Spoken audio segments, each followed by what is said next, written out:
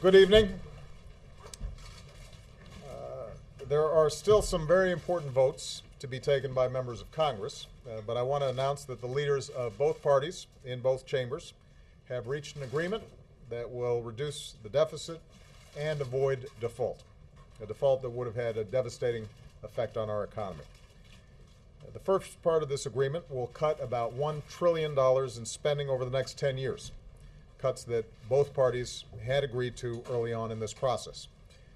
The result would be the lowest level of annual domestic spending since Dwight Eisenhower was president, but at a level that still allows us to make job-creating investments in things like education and research. We also made sure that these cuts wouldn't happen so abruptly that they'd be a drag on a fragile economy. Now, I've said from the beginning that the ultimate solution to our deficit problem must be balance. Despite what some Republicans have argued, I believe that we have to ask the wealthiest Americans and biggest corporations to pay their fair share by giving up tax breaks and special deductions.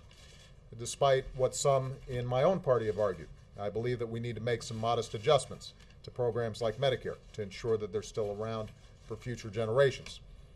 That's why the second part of this agreement is so important. It establishes a bipartisan committee of Congress to report back by November with a proposal to further reduce the deficit, which will then be put before the entire Congress for an up or down vote. In this stage, everything will be on the table to hold us all accountable for making these reforms. Tough cuts that both parties would find objectionable would automatically go into effect if we don't act. And over the next few months, I'll continue to make a detailed case to these lawmakers about why I believe a balanced approach is necessary to finish the job.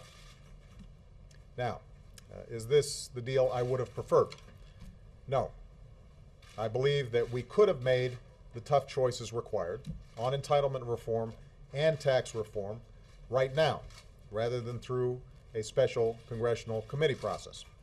But this compromise does make a serious down payment on the deficit reduction we need and gives each party a strong incentive to get a balanced plan done before the end of the year.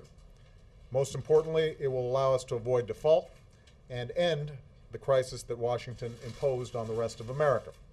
It ensures also that we will not face this same kind of crisis again in 6 months or 8 months or 12 months.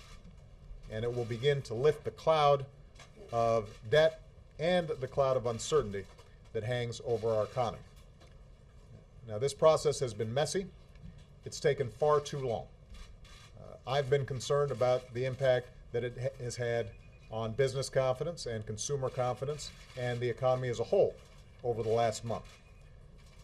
Nevertheless, ultimately, the leaders of both parties have found their way toward compromise, and I want to thank them for that. Most of all, I want to thank the American people.